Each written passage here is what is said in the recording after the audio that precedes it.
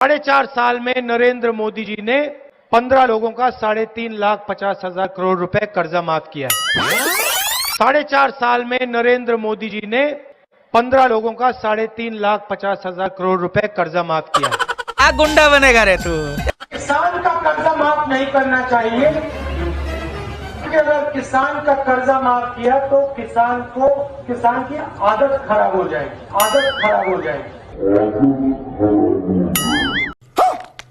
राहुल गांधी ये तो पाकिस्तानी है, ये तो पाकिस्तानी है। कंट्रोल ताऊ कंट्रोल। पप्पू पाकिस्तानी नहीं हो सकता, लेकिन उसके चमचे पाकिस्तानी जरूर हो सकते हैं। बात तो सही है। गौरव गोगोई पाकिस्तान का एजेंट है, उनका बीबी भी पाकिस्तानी है, और मैं आपका सामने बोल रहा हूँ, उसका हिम्मत है तो जाके मेरा ऊपर केस करे। बिल्कुल खतरनाक है भाई। हेमंता दादा ने तो दावा कर दिया तो वो पाकिस्तानी होगा ही। अब तुम सभी चमचे साबित करो कि वो पाकिस्तानी है या फिर ना है। ये तो लेटेस्ट न्यूज है, क्योंकि तुम्हारा ही तो पप्पू बोलता है ना कि अगर हम प्रधानमंत्री के ऊपर आरोप लगाते हैं तो प्रधानमंत्री चोर होगा ही। और इस हिसाब से देखा जाए तो गोगोई पाकिस्तान का एजेंट और उसकी बेगम पाकिस्तानी तो होगी ही। बाकी ताऊ बोल रहे हैं कि हमारा पप्पू तो पाकिस्तानी है, ये उसकी हरकतों को देखकर ऐसा बोले होंगे। आगे इस वीडियो में हम पप्पू पकौड़े को दिखाने वाले हैं, जिसकी जो सोच है ना वो पाकिस्तान से भी नीचे गिर चुकी है। तो चलिए शुरू करते हैं। तुम्हारे जैसे संत को जिस दिन मेरा सरकार बना देंगे, तुमको जीने का राइट छीन लेंगे, और तुम्हारे जैसे बाबा को अणुबम लगा के पाकिस्तान और बांग्लादेश भेज करके। दुर्भाग्य है इस देश का जो ऐसा गली वाला गुंडा सांसद चुना गया जो बाबा को दफन करवाएगा अगर इसकी सरकार आई तो, जो कि इस जन्म में तो पूरा नहीं होने वाला। अगर तुम लोगों की सरकार ही नहीं आएगी तो फिर जो तुम लोगों का मनसा है वो पूरा भी ना हो पाएगा। लेकिन हाँ, एक चीज जरूर पूरा हो जाएगा, उनका जेल जाना नहीं, उनका दफन होना ना। कहना क्या चाह रहे हैं भाई आप? बल्कि तुम्हारा जेल जाना। जोर जोर से बोल के लोगों को स्कीमें बता दे। पप्पू यादव को अचानक अब अस्पताल से जेल शिफ्ट किया जा रहा है। इस तस्वीर को देखिए, अब पप्पू यादव को अस्पताल से सीधे जेल ले जाया जा रहा है।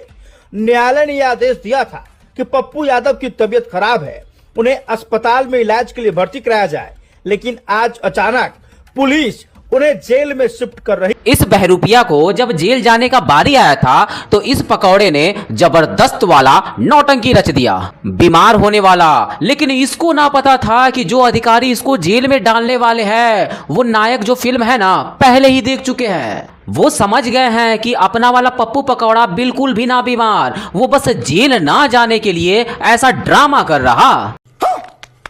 क्योंकि आपको भी पता होगा और आप खुद भी देख सकते हैं कि जब किसी का MRI होता है तो उसके बॉडी पर कोई मेटल वाली चीज नहीं होना चाहिए, लोहे की चीज नहीं होनी चाहिए, शायद सोने चांदी का चीज भी नहीं होना चाहिए। और अपना पप्पू पकौड़ा तो हाथों में चूड़ियां पहन रखा है, कड़े पहन रखा है।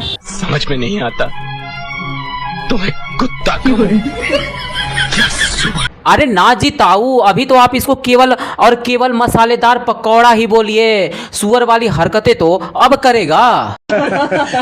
सीरिया के कहने से सर्जिकल इमाम को देशद्रोही बनाया। इसका वीडियो है सर्जिकल इमाम का भाई। भैया बुरा नहीं मानिएगा सर, सर्जिकल इमाम बोल रहा है कि नॉर्थ ईस्ट को काट दो। भैया बुरा नहीं मानिएगा, नॉर्थ ईस्ट और पोस्ट मिस काटना वो देश विरोधी बात नहीं हो सकती, एकदम नहीं हो क्या सकती। बात कर रहे हैं? एकदम सही बात कैसे कह रहे हैं आप? देश विरोधी बात कैसे नहीं हो सकती? भैया देश विरोधी बात तब होगा जब वो हमारे कंट्री के कॉन्स्टिट्यूशन, हमारे कंट्री के संविधान कानून के खिलाफ बात करता है। कानून के खिलाफ है भाई देश को तोड़ना। वो संदर्भ था, देश काटने की बात तो अभी वैसे ही काट दिया है बीजेपी ने। आपको सुनवाऊं बयान सर्जिकल भैया इमाम? हम खूब जानते हैं सर, हम डेली आपको शर्म आ जाएगी वो बयान। अरे ना जी मानक भाई, शर्म तो इसको या फिर पाकिस्तानियों को बिल्कुल नहीं आती, क्योंकि पाकिस्तान जो 15 तारीख वाला मैच है वो भारत के साथ अब खेल रहा। हालांकि कुछ दिन पहले भोंक रहा था कि हम भारत के साथ मैच नहीं खेलेंगे, किसी भी कीमत पर नहीं खेलेंगे। पाकिस्तानियों ने, भिखारिस्तान ने पलटी मार लिया, या यूं कहें कि थूक कर चाट लिया।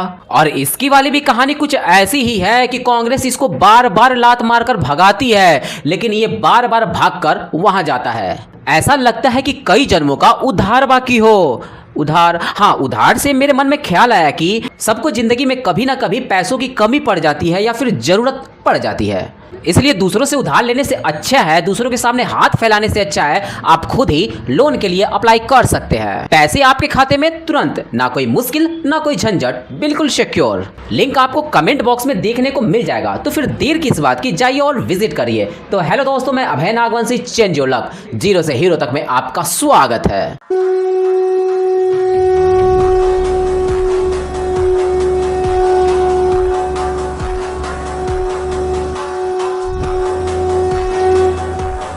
यकीन ना आए, हमारे उत्तर प्रदेश में चले जाओ। हम तो कई मर्तबा अपने घर पे कह चुके हैं, अब उत्तर प्रदेश में रहने का दिल नहीं करता, चलो बंगाल में शिफ्ट होते हैं। कई बार हम लोगों में चर्चे हो चुके हैं इस बात की। अरे मेरे जाहिल जर्जिस मौलाना, तू चर्चा खेलता रहेगा या फिर बोरिया बिस्तर बांधकर पश्चिम बंगाल निकलेगा? वैसे तेरे को क्या लगता है कि बाबा यानी निर्मोही बाबा हमारे योगी जी पश्चिम बंगाल ना पहुंच सकते? बेटा मौलाना, जिस दिन वो शपथ लेंगे प्रधानमंत्री वाला, उस दिन तुम लोगों को केवल पश्चिम बंगाल ही ना बल्कि पूरा देश छोड़कर भागना पड़ेगा। या तो फिर सुधर जाओगे ना, वो तो कभी ना हो सकता। ये बड़ी अच्छी बात कही आप।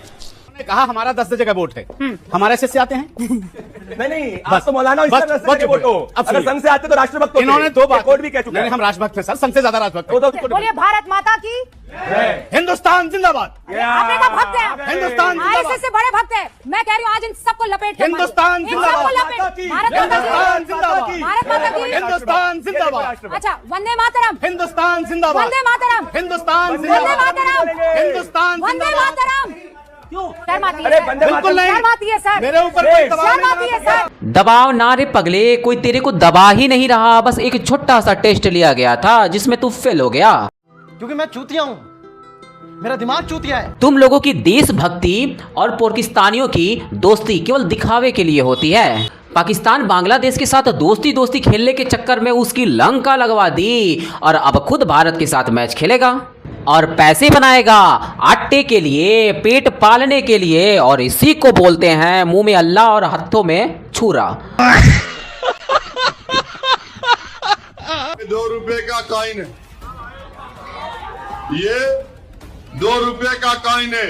हेमंत बिस्व शर्मा तेरे को चंदा दे तो ले ले में से 2 रुपया भी तो रुपया है, वो भी दे दीजिए ना, असम का डेवलपमेंट के लिए काम आएगा। लेकिन कहाँ दिया है? मेरा पास आएगा वो पैसा? क्या बोला है कि हिमंत बिस्व शर्मा को 2 रुपया दूंगा, तो मैं तो लेने के लिए मैं तैयार हूँ, लेकिन जाने में तो खर्चा ज्यादा लग जाएगा मेरा, तो इसीलिए मेरा पास आके वो दे के जाए। ये वाला बकरीबाज बहुत स्मार्ट बनने की कोशिश कर रहा था, लेकिन इसको ना पता था कि अपने हेमंता दादा बड़े ही शालीनता के साथ टेटुआ को दबा देते हैं। वहां भी मारा। तुमको पता होना चाहिए वो एक प्रदेश के मुख्यमंत्री हैं और तुम जैसे बकरीबाज उनको रोज 100-150 नाश्ते में मिलते होंगे, जिनको वो रोज हैंडल करते हैं। और आखिर तू किस खेत की मूली है? गजब बेइज्जती है। असम का चीफ मिनिस्टर है हेमंत बिस्व शर्मा, उनका नाम है। वो कहते हैं कि जो बंगाली बोलने वाले मुसलमान हैं, अगर कोई ऑटो चलाता है, 5 रुपए किराया हुआ तो किराया 5 रुपए मत दो, 4 रुपए दो। ऐसा बिल्कुल नहीं रे पगले। बंगला बोलने वाले मुसलमान या फिर भारतीय मुसलमानों की यहाँ पर बात हो ही ना रही थी। यहाँ तो बांग्लादेशी मुसलमानों की बात थी, जिसको असम में मियाँ मुसलमान के नाम से जाना जाता है। हमारे हेमंता दादा उनके बारे में बोल रहे थे कि किराया अगर 5 रुपए हो तो 4 ही रुपए देना। झुके रहना पड़ेगा मेरे आगे। पता नहीं ओवैसी कौन सा रिमार्क से मेरे ऑफेंडेड हुए। मैं तो मुसलमान का खिलाफ कुछ नहीं बोलता हूँ, मैं बांग्लादेश से आए हुए घुसपैठिया का ऊपर बोलते हूँ। उनको भी बोलना सही है मेरा साथ। इसलिए भारत में हमारा पास ही हमारे लोगों के लिए संसाधन नहीं है, हम कहां से बांग्लादेशियों को देने जाऊंगा? अरे वो कैसे बोल देगा बांग्लादेशियों के बारे में, रोहिंग्यों के बारे में, उनको देश से भगाने के बारे में। क्योंकि भाई वोट लेना है और उसी वोट को लेकर एक बुरखे वाली को पीएम बनाना है, तो ऐसी वाली दुश्मनी तो कोई ना लेगा। बाकी हम तो यही कहेंगे कि जिस मैटर पर ये पूरा मामला हुआ है कि बांग्लादेशी यानी मियां मुसलमानों को 5 की जगह पर 4 रुपए दो। अच्छा, हम तो कहते हैं कि अगर वो ऑटो चलाते दिख जाए तो ये जो पैसों का लेन देन है वो तो बाद में देख लिया जाएगा। ठीक है, समझ गया। पहले तो उनका टिकट कटवा दो, उस जन्नत वाला 72 वाला, आई मीन 72 हूरों वाला। क्योंकि यह देश हमारा है और यहाँ की मिट्टी पर, यहाँ के साधन पर पहला अधिकार हम भारतीयों का है। किसी भिखारी के लिए ना हमारा देश कोई इंटरनेशनल धर्मशाला ना है। कोई भी अपना मुंह उठाकर आए, ऑटो चलाने लगे और समय आने पर पत्थर भी चलाने लगे। चलाना कितना सही है? अब नहीं बोल पा रहे हैं आप। पत्थर चलाना कितना सही है? वो भी कानून के ऊपर, पुलिस के ऊपर, कितना सही है?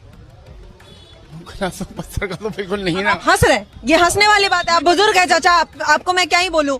इस बात पे आप लोग हंस रहे हैं और बच्चों को आप लोग सामने रख देते हैं। बच्चे थे। पत्थर चलाना सही है कि गलत है? पुलिस गलत है, पत्थर तोड़ना तो पुलिस में गलत। इतना संकोच क्यों हो रहा है गलत बोलने में? अरे होगा मैडम, संकोच तो बिल्कुल होगा इसको, क्योंकि इस मुल्ले की मजबूरी है। अरे 2 दिन पहले पूरा जमात बनाकर वहां सबको सिखाए होंगे कि पत्थर कैसे चलाएं, पत्थर किसके ऊपर चलाएं। जी ठीक है। और मैडम आज आप चाहती हो कि वो खुलेआम तरीके से बोल दें कि ना पत्थर चलाना तो गलत बात है, और वो भी बिना संकोच के, तो मैडम हमारे ताऊ की पूरी जमात में इज्जत ही क्या रह जाएगी। भाई ने बोला करने का तो करने का। पूरी जमात वाले इनको पप्पू मौलाना कहकर बुलाने लगेंगे, इसलिए ये रिस्क बिल्कुल भी ना लेंगे और संकोच से ही बोलेंगे कि पत्थर चलाना तो गलत है। ये समस्या है, लेकिन कभी कभी चला सकते हैं, आखिर बच्चे हैं।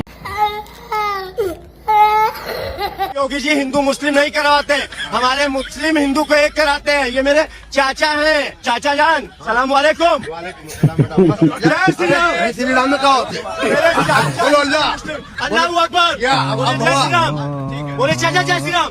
बोल तो जय श्री राम। अल्लाह अकबर जी कहो। हाँ बोले तो चाचा, बोलो जी अल्लाह अकबर। आप बोलो जय श्री राम। बोल तो दिया तूने भी, 3 दफे बोले जय श्री राम।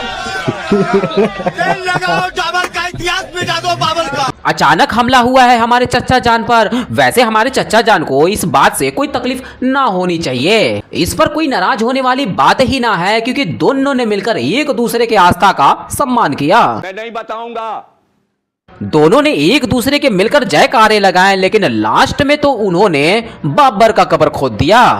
अब देखो जो बाबर की औलादे हैं, जायज या फिर नाजायज ही सही, अब वो जाएं और डाबर वाला तेल विशेष स्थान पर, हाँ मतलब जो भी हो विशेष स्थान पर लगाकर लेट जाएं। नहीं विशेष स्थान पर तेल लगाकर लेट जाएं, और बाकी वाला काम आप लोग कमेंट बॉक्स में बता सकते हैं। अभी बता है भाई, अभी बता। दोस्तों तो कैसी लगी आज की वीडियो, और आप इस चैनल पर कहां से जुड़े हैं हमें कमेंट बॉक्स में रिप्लाई करना बिल्कुल भी ना भूलें। वीडियो अंत तक देखा तो उम्मीद करता हूं कि पसंद तो जरूर आई होगी, इसलिए लाइक करें और अपने दोस्तों के साथ शेयर करना बिल्कुल भी ना भूलें। तो मिलते हैं आने वाले नए वीडियो के साथ, तब तक के लिए जय हिंद, जय भारत, वंदे मातरम।